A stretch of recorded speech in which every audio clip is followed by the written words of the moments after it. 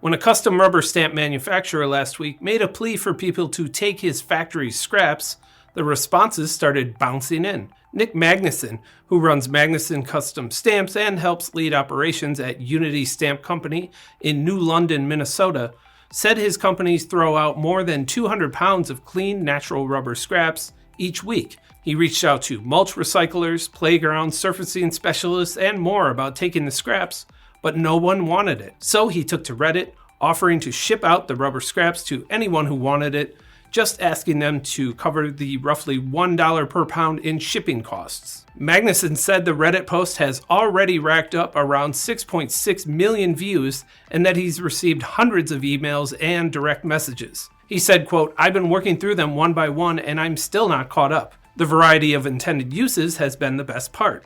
Magnuson said the requests include an art professor in New York City wanting to experiment with it for sculpture, a guy in Pittsburgh whose friend does custom glass fabrication and wants to use long strips to cradle delicate glass pieces on racks, a musician building a custom bass guitar mute with swappable materials, a teacher using it as packing material for a packaging engineering class unit, an engineering startup testing it as a gasket for a water submersible irrigation sensor, a fencing instructor filling sparring targets, someone in Utah making archery target backstops, a nonprofit serving kids with disabilities using it for sensory and art projects, a farmer wanting it as footing material for arenas and walkways, and a few people just using it as drainage layer in tall planters or as garden mulch.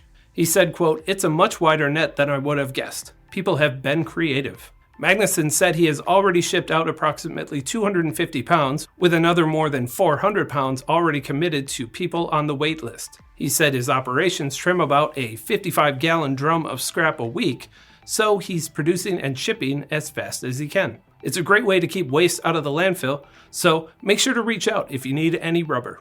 I'm Ben Munson, and this is Manufacturing Now.